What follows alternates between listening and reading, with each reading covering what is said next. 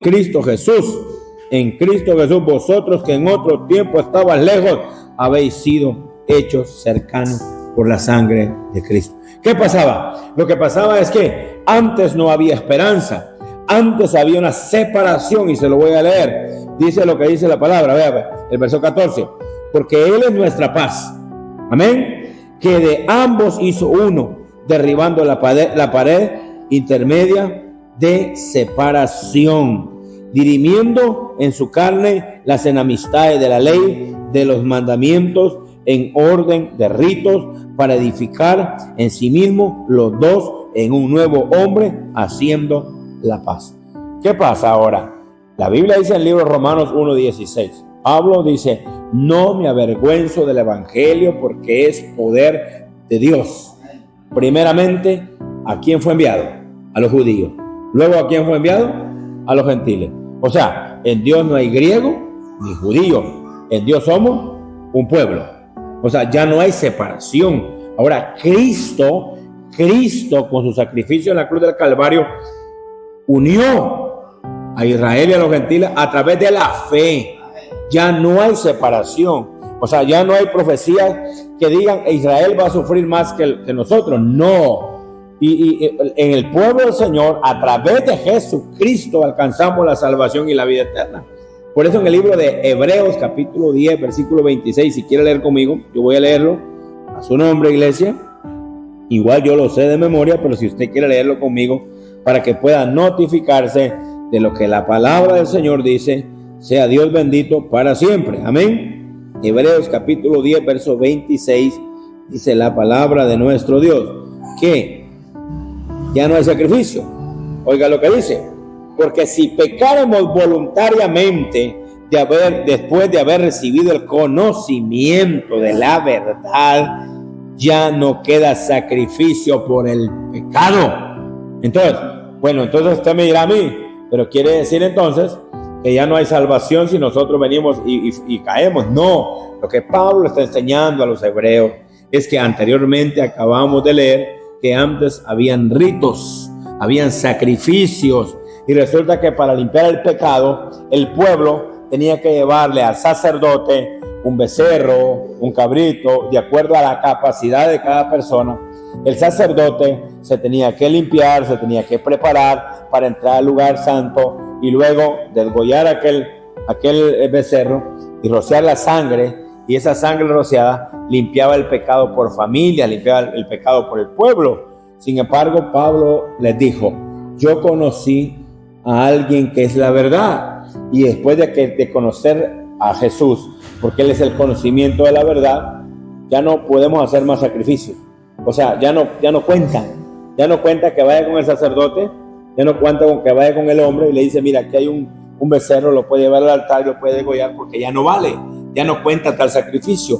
¿Por qué? Porque si después de haber conocido la verdad, ya el sacrificio que traemos ya no es acepto delante del Señor. De hecho, ya no era acepto antes. En el libro de Isaías 1:13, lo vamos a leer, ya no era acepto el sacrificio que el pueblo llevaba, por una razón: porque cuando nosotros desobedecemos al Señor, nada de lo que hagamos es acepto delante del Señor. A Dios se le entrega un corazón humilde, un corazón sencillo, un corazón limpio. En el libro de Romanos 12, 1 y 2 dice que nos acerquemos a Dios. Os ruego, hermanos, por la misericordia de Dios, que os presentéis delante de Dios vuestro cuerpo santo, agradable al Señor, porque esto es vuestro racional culto, y no conforméis a este siglo, mas reformados por la renovación de vuestro entendimiento, para que experimentéis cuál sea la buena voluntad de Dios, agradable y perfecta. Entonces vemos la palabra, dice: no queda más sacrificio por el pecado. O sea, el sacrificio por el pecado, ¿quién lo hizo? ¿Quién hizo el sacrificio por el pecado? Fue Jesucristo. Él fue el que derramó su sangre, Él fue el que murió, Él fue el que dijo: heme aquí. Él fue el que fue a la cruz, Él fue el que le pusieron los clavos en sus manos, Él fue el que dijo en la cruz: Padre, ¿por qué me has desamparado? Él fue el que murió por la humanidad. Ya no queda más sacrificio, ya no existe más sacrificio de chamanes, de sacerdotes, de nada, de mayas, ya no más. El único sacrificio fue el de Cristo en la cruz, y Él es el medio para llegar al cielo. Él es el único mediador entre Dios y los hombres. Bendito es su nombre. En el libro de los Hechos 4:12 dice que solo hay un nombre, solo hay un nombre. No dice otro más, solo hay uno bajo los cielos dado a los hombres en quien podemos ser salvos, y su nombre es Jesucristo. Entonces Pablo también le habla a Timoteo y le dice: ve a Timoteo, enséñale a las gentes, y le escribe una carta, en la primera carta 2:5, y diles que solo hay un mediador, solo hay un mediador, solo uno, entre Dios y los hombres. Entonces quiere decir que necesitamos un mediador, quiere decir que necesitamos a alguien para llegar al cielo. Necesitamos a Jesús, nos necesitamos a él. Entonces Pablo es lo que hizo. Pablo se fue por todos los pueblos enseñando a Jesús, enseñando el orden, enseñando cómo nosotros debemos de agradar y venir a él. Entonces viene y nos enseña la palabra y les dice a los hebreos: ya no hay más sacrificio para ustedes, no hay más sacrificio de lo que ustedes hacen, deben de reconocer a Jesús. Porque si yo conocí a Jesús, porque a él fue que envió Dios. Ahora yo quiero que lea Isaías 1:13 para que nosotros vengamos y determinemos que los sacrificios ya no eran aceptos en su tiempo. ¿Por qué ya no eran aceptos? Porque el pueblo, hermano, lo hacía por conveniencia. O sea, yo no voy a servirle a Dios por conveniencia, no voy a servirle a Dios porque me dijeron que al servirle a Dios yo voy a ser millonario. No, yo le voy a servir a Dios porque Él es Dios, porque Él merece gloria, porque Él merece honra, y Él a mí me va a dar lo que Él considera que yo necesito. ¿Cuántos alaban su nombre, iglesia? El versículo 13 del libro de Isaías dice: su palabra sea Dios bendito. Oiga lo que le dijo Dios al pueblo a través del profeta: no me traigas más vano presente. Amén. El perfume me es abominación. Luna nueva y sábado al convocar asamblea no las puedo sufrir. Son iniquidad vuestras solemnidades. O sea, cuando el pueblo presentaba el sacrificio a Dios, el incienso que usaban perfumes de los más caros que había. Eran aromas especiales, aceites especiales. Y Dios dijo: no me traigas ni perfume, no me traigas vano presente, no me traigas nada, porque no lo puedo soportar. Ahora, ¿por qué? Verso 14. Dice la palabra: vuestras lunas nuevas y vuestras solemnidades tienen aborrecida mi alma. O sea, hermano, nosotros venimos a la casa del Señor, pero nosotros tenemos que asegurarnos de que lo que estamos haciendo sea acepto delante de los ojos de Dios. Por eso es que debemos de hacerlo de lo más sencillo posible. Debemos de hacerlo lo más humilde posible, porque Dios al humilde lo ve de cerca, pero al altivo lo ve de lejos. ¿Cuántos alaban su nombre? O sea, aquí no es llamar la atención de nadie. Aquí realmente es hacer la voluntad del Señor, ser lo que Dios quiere que seamos. Y escuche pues, en el libro de Isaías 58, Dios le dice al profeta: alza tu voz en cuello, no te detengas. Escuche bien, me le vas a decir al pueblo que el ayuno que está haciendo no lo recibo yo, que el ayuno que está haciendo no es el que yo les enseñé. Amén. Porque ayunan pero hieren a su hermano con el puño. Están ayunando pero no hay arrepentimiento. A su nombre, iglesia. Están ayunando pero no hay cambio en el corazón.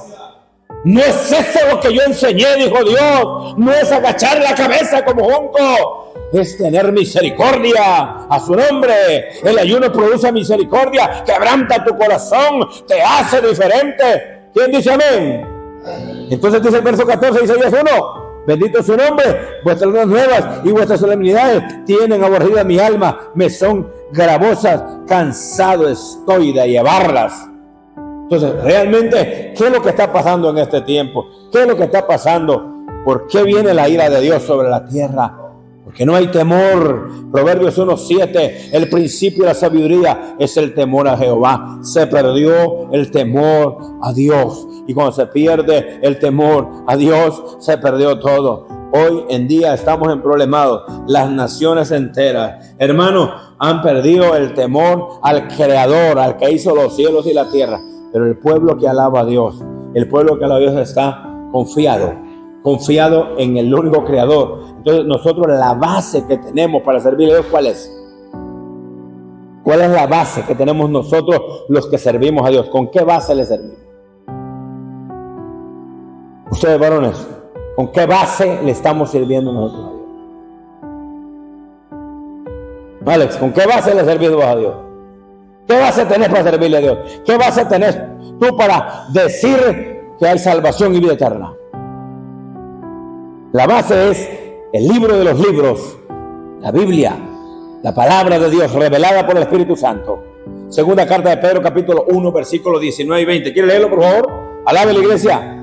Léalo conmigo. Yo me lo sé de memoria, pero yo quiero que usted lo lea. Quiero que usted notifíquese de lo que la Biblia dice. Juan 5:39 dice: escudriñad la Escritura, porque os parece que en ella encontraréis la vida eterna. ¿Cuántos alaban el nombre del Señor, iglesia?